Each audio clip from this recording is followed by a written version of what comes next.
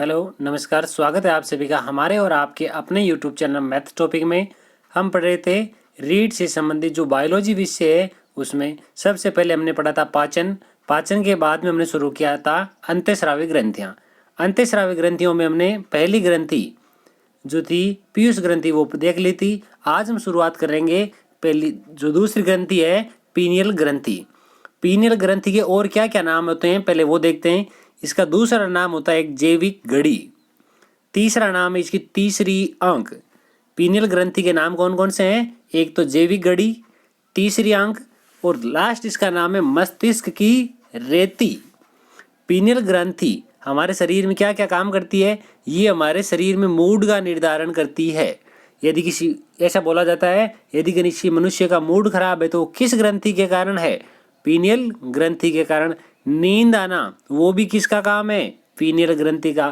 रंग का निर्धारण करना, किसी का रंग सफ़ेद है, सांवला है या किस प्रकार का रंग होगा वो कौन निर्धारित करती है? पीनियल ग्रंथि। नेक्स्ट, पीनियल ग्रंथि सीरोटिनिन नामक रासायनिक पदार्थ का निर्माण करती है। क्या काम करती है? पीनियल ग्रंथि जो है वो सीरोटिनिन नामक केमिकल पदार्थ का निर्माण करती है जो हमारे शरीर में नींद का निर्धारण करती है। अब देखिए ये किस प्रकार से निर्धारण करती है। सीरोटिनिन जो है वो क्या होता है? मैं मान लेता हूँ यहाँ 3 मनुष्य है या 4 मनुष्य जितने भी है, उन मनुष्यों में सबके लिए सीरोटिनिन की जो है दर वो सबकी अलग अलग होती है। किसी में जो सीरोटिनिन है वो 4 घंटे सोने में भी वो चरम सीमा तक पहुंच जाता है, 4 घंटे में उसकी नींद पूरी हो जाती है। जबकि कई मनुष्य ऐसे भी होते हैं जिनके 10 घंटे में भी नींद पूरी नहीं हो पाती। इसका मतलब वो 10 घंटे में भी जो सीरोटिनिन है वो चरम सीमा तक नहीं पहुंच पाता है। नेक्स्ट आगे देखते हैं, आगे वाली लाइन में क्या लिखा है। गहरी नींद के समय जो सीरोटिनिन है वह उच्चतम बिंदु यानी चरम सीमा पर होता है। ठीक है। नेक्स्ट, पीनियल ग्रंथि जो है वो मिलेटोनिन का स्त्रवण करती है। किसका स्त्रवण करती है? मिलेटोनिन नामक हार्मोन का स्त्रवण करती है।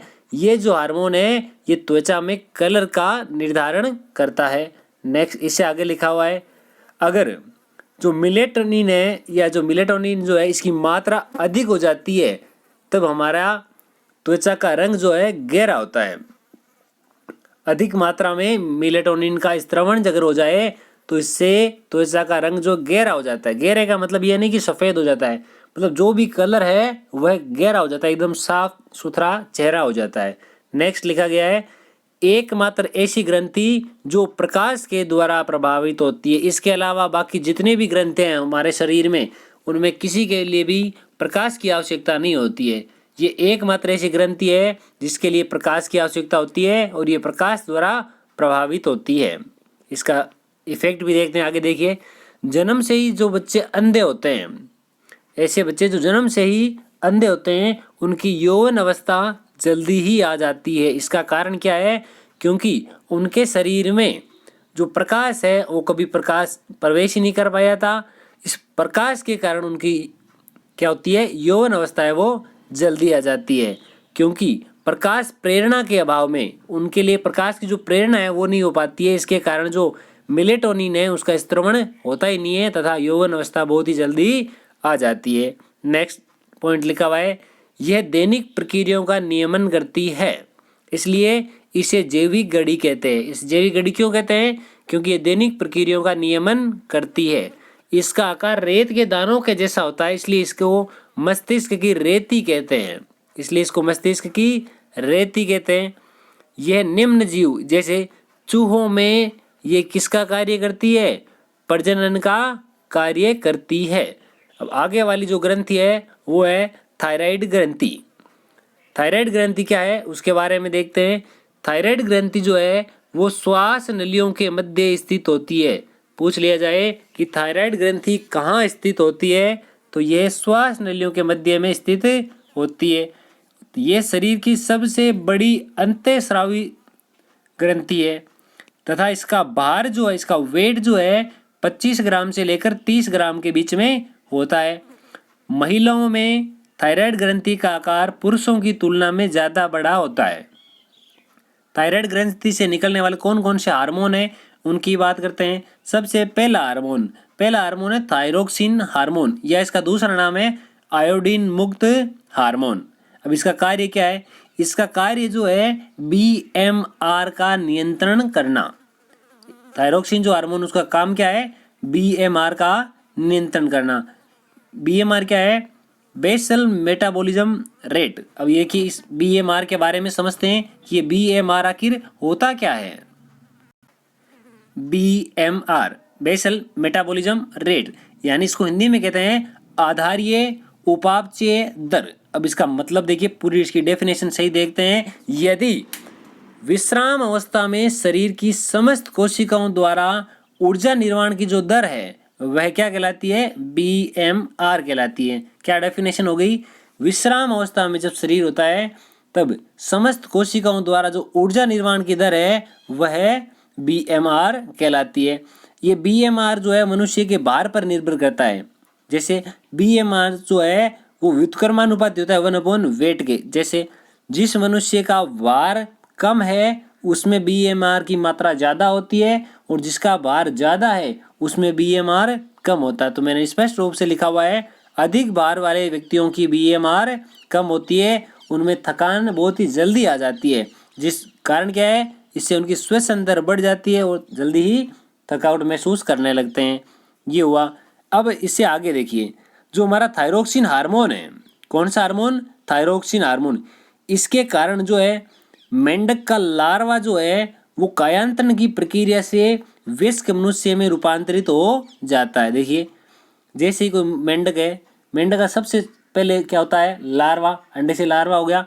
अब ये लार्वा कायांतरण की प्रक्रिया से वयस्क मेंढक में रूपांतरित होता है। अगर उस लार्वे में से थायरोक्सिन हार्मोन अलग कर दिया जाए तो वह मेंढक कभी भी वयस्क रूप में नहीं आ सकता है, उसे सदैव ही वह उसी लार्वा के रूप में रहेगा।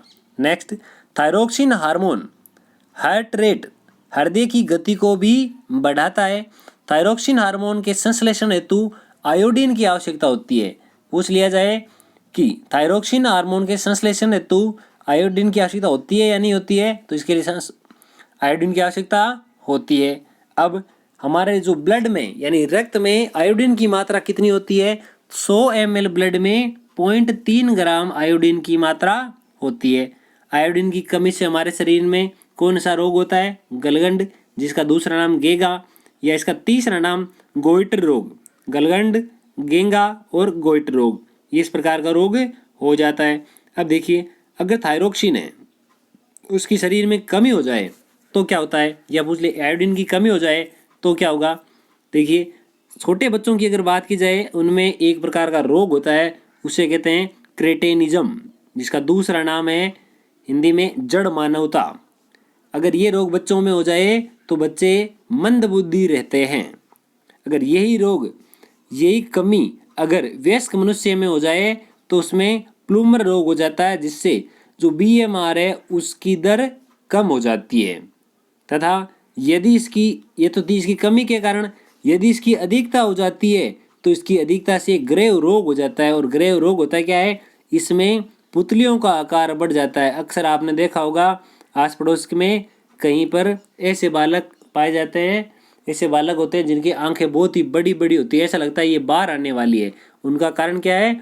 उनमें थायरोक्सिन की मात्रा जो अधिक है, इसमें उसको एक रोग हो चुका है, उसे कहते हैं ग्रेव रोग। नेक्स्ट, थायराइड जो ग्रंथि है इसके प्रभाव में, थायराइड ग्रंथि जो है इसके प्रभाव में शारीरिक, मानसिक, जनिक तीनों प्रकार की वृद्धि होती है। पूछ लिया जाए कि थायराइड जो ग्रंथि है इसके प्रभाव में कौन सी वृद्धि होती है? पहला ऑप्शन शारीरिक वृद्धि, दूसरा ऑप्शन मानसिक वृद्धि, तीसरा ऑप्शन जनिक वृद्धि, और चौथा कोई भी ऑप्शन दे दिया जाए या ऐसा दे दे ऑप्शन ए बी सी तीनों करेक्ट है तो यहाँ हो जाएगा तीनों के तीनों ऑप्शन करेक्ट होंगे। यहाँ पर थायराइड ग्रंथि के उपचार में दी जाने वाली औषधियाँ जो है, क्या होता है? जब थायराइड ग्रंथि में कोई दिक्कत आती है तो उसके लिए अलग से जो टेबलेट दी जाती है, एंटीबायोटिक जो दी जाती है, इनके लिए जो हमारा शरीर है वो इसके लिए पहले ही इनके खिलाफ एंटीबॉडी का निर्माण कर लेता है। हमने कोई भी टेबलेट ली, शरीर को जैसे ही पता चला कि बाहर से विदेशी लोगों का आक्रमण हो चुका है तो हमारा शरीर उसके लिए एंटीबॉडी का निर्माण कर लेता है। वह उन दवाइयों को तो गलाता है, उसके साथ ही साथ वो थायराइड ग्रंथि को भी नष्ट कर देता है। इस रोग को एक नाम कहते हैं, इस रोग का एक नाम होता है, उसे कहते हैं हाशीमोटो रोग। इस रोग को क्या कहते हैं? हाशीमोटो रोग। थायराइड ग्रंथि का दूसरा हार्मोन कौन सा है? देखिए, दूसरा हार्मोन ये है, ये रक्त में कैल्शियम के स्तर को कम करता है। ये रक्त में किसके स्तर को कम करता है? कैल्शियम के स्तर को करता है। और यदि कैल्शियम का स्तर अगर बहुत ज्यादा बढ़ जाएगा तो क्या हो जाएगा? जो हमारी हड्डियां हैं वो भंगुर हो जाती है। इस हार्मोन की कमी से हाइपरकैलेमिया रोग हो जाता है, और यदि इसकी अधिकता हो जाए तो उसको क्या कहते हैं? हाइपोकैलेमिया। दो रोग होते हैं जो है हमारा ये रोग हार्मोन जो है कैल्शिटोनिन, इसकी कमी अगर हो जाती है तो हाइपर कैलेमिया रोग होता है। कमी होने पर हाइपर कैलेमिया रोग होता है, और इसकी अधिक हो जाए तो हाइपोकैलेमिया रोग हो जाता है। तो अब देखिए दोस्तों, अब हम क्या करेंगे, अब आने वाला जो हमारा वीडियो है उसमें हम पैराथायराइड ग्रंथि के बारे में अध्ययन करेंगे। ये सभी वीडियो आपको किस प्रकार के लगते हैं, कितने प्रॉफिटेबल साबित हो रहे हैं, कमेंट सेक्शन में लिखकर जरूर बताइएगा। तब तक के लिए जय हिंद, जय भारत।